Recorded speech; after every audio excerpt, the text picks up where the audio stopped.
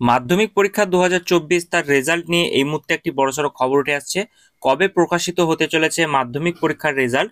তো ভোট পর্ব শুরু হওয়ার পরে পরেই যেটা জানা যাচ্ছে যে রেজাল্ট যে কোনো দফার একটা ভোটের আগেই কিন্তু প্রকাশিত হওয়ার একটা জল্পনা সেটা কিন্তু তৈরি হয়েছে, এবং এই নিয়ে পর্ষদের তরফে কি জানানো হচ্ছে বা আদৌ এই কথাটিতে কতটি সত্যতা রয়েছে বিস্তারিতভাবে আমরা জানবো।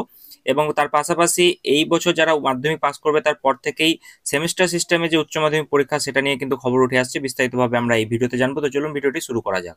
তার আগে বলি বন্ধুরা, আপনারা যারা আমাদের চ্যানেলের সাথে যুক্ত আছেন তারা জানেনই এই চ্যানেলের প্রত্যেকটা ভিডিও কিন্তু দরকারি, তাই কেউ এখনো যদি আমাদের চ্যানেলটা সাবস্ক্রাইব করে না থাকেন তাহলে অবশ্যই আমাদের চ্যানেলটা সাবস্ক্রাইব করতে ভুলবেন না, এবং পাশে থাকা বেল আইকনটি ক্লিক করে দেবেন যাতে নতুন আপডেট আসলে আপনার ফোনে পৌঁছে দিতে পারে। আমরা এই চ্যানেলে কিন্তু প্রত্যেকদিন নতুন নতুন লেটেস্ট আপডেট নিয়ে আসছি সরকারি এবং চাকরি রিলেটেড, তো তার জন্য অবশ্যই আমাদের চ্যানেলটা সাবস্ক্রাইব করে দেবেন এবং পাশে থাকা বেল আইকনটি ক্লিক করে অল নোটিফিকেশন করে দেবেন। মাধ্যমিক 2024-এর রেজাল্টকে কেন্দ্র করে একটি বড়সড় খবর উঠে আসছে। লোকসভা ভোটের পরদিনই মাধ্যমিকের রেজাল্ট। কিভাবে কোথা থেকে তোমরা জানতে পারবে বিস্তারিতভাবে আমরা জানবো। তো লোকসভা নির্বাচনের এক দফার যে ভোট, সেই ভোট গ্রহণের পরদিনই মাধ্যমিকের ফলাফল প্রকাশিত হতে চলেছে, এমনটাই খবর উঠে আসছে। শুরু হয়েছে এই নিয়ে জল্পনা। তো মাধ্যমিকের রেজাল্ট প্রকাশিত হলে তা কিভাবে দেখবে সেটা নিয়ে কিন্তু আমরা বিস্তারিত জানবো।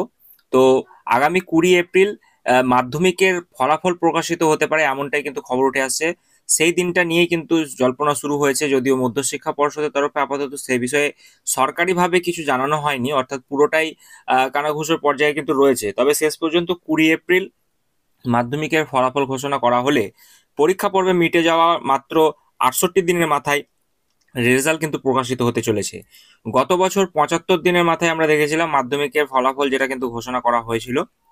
এবার যেহেতু নম্বর জমা দেওয়ার প্রক্রিয়া অনলাইনে হয়েছে, তাই আগের বারের থেকে কম সময়ে মাধ্যমিকের ফলাফল যেটা রয়েছে সেটা কিন্তু প্রকাশ করা যাবে বলে কিন্তু মত সংশ্লিষ্ট মহলে। এবার মাধ্যমিকের ফলাফল প্রকাশের আগে পর্ষদকে লোকসভা নির্বাচনের দিনক্ষণ নিয়েও কিন্তু ভাবনা চিন্তা করতে হচ্ছে পর্ষদকে। 19 এপ্রিল থেকে পশ্চিমবঙ্গে কলকাতা, যেটা আপনারা অনেকেই জানেন যে ভোটের যে কেন্দ্রগুলো রয়েছে সেগুলো কিন্তু আমরা জানি যে শুরু হয়ে যাচ্ছে, এবং সেক্ষেত্রে পশ্চিমবঙ্গ লোকসভা নির্বাচনে ভোট গ্রহণ শুরু হচ্ছে। তারপর ভোট গ্রহণ হবে 26 এপ্রিল, 7ই মে, 13ই মে, 20 মে, 25 মে এবং 1লা জুন। আগামী 4 জুন কিন্তু আমরা জানি ভোট গণনা হবে, অর্থাৎ দুই দফা ভোট গ্রহণের মধ্যে যে কোনো একদিন মাধ্যমিকের ফলাফল ঘোষণা করা হতে পারে, আর সেটা নির্দিষ্ট দিনক্ষণ এখনো পর্যন্ত পর্ষদের তরফে কিন্তু জানানো হয়নি। তো এখন কথা হচ্ছে রেজাল্ট প্রকাশিত হলে কিভাবে মাধ্যমিকের ফলাফল দেখা যাবে।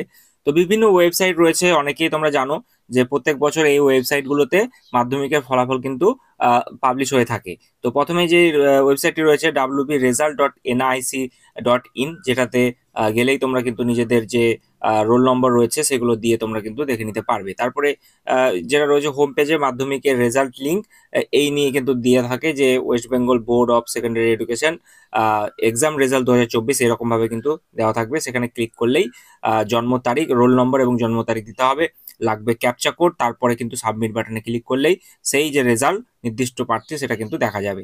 তাহলে মাধ্যমিকের রেজাল্ট কিন্তু দেখতে পারা যাবে। তারপরে মাধ্যমিকের ফল প্রকাশের মধ্যে একাদশ শ্রেণীর জন্য কিন্তু প্রস্তুতি যেটা বলা হচ্ছে, যে এবার যে পরীক্ষার্থীরা মাধ্যমিকে উত্তীর্ণ হবে তারাই উচ্চ মাধ্যমিক স্তরের সেমিস্টারের প্রক্রিয়া চালু হওয়ার পর প্রথম ব্যাচে পড়বে। অর্থাৎ এবার থেকে উচ্চ মাধ্যমিকের যে সেমিস্টার প্রসেস সেটা কিন্তু মাধ্যমিক পাস করার পর 11 থেকে কিন্তু সেটা শুরু হয়ে যেতে চলেছে।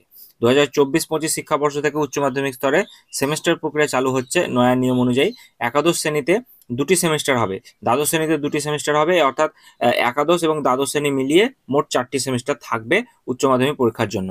তো এটা এবছর নতুনভাবে কিন্তু চালু হয়েছে, এবং সেটা মাধ্যমিক পরীক্ষা যারা পাস করে এবার উত্তীর্ণ হবে তাদের জন্য কিন্তু প্রযোজ্য হবে। তো এখন যেমন দ্বাদশ শ্রেণীর বোর্ড পরীক্ষা হিসেবে একটি উচ্চ মাধ্যমিক পরীক্ষা হয়ে থাকতো, এবং সেক্ষেত্রে 2026 সাল থেকে সেরকম কিন্তু আর থাকবে না।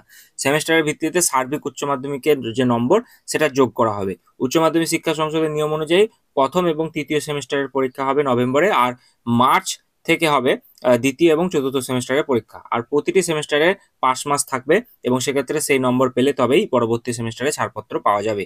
তার পাশাপাশি মুখ্যমন্ত্রী মমতা বন্দ্যোপাধ্যায় তিনি কিন্তু জানিয়েছিলেন যে মাধ্যমিক পাস করার পরেই ছাত্রছাত্রীদের মোবাইল বা ট্যাব কেনার যে পয়সা 10,000 টাকা সেটা কিন্তু ছাত্রছাত্রীরা পেয়ে যাবে।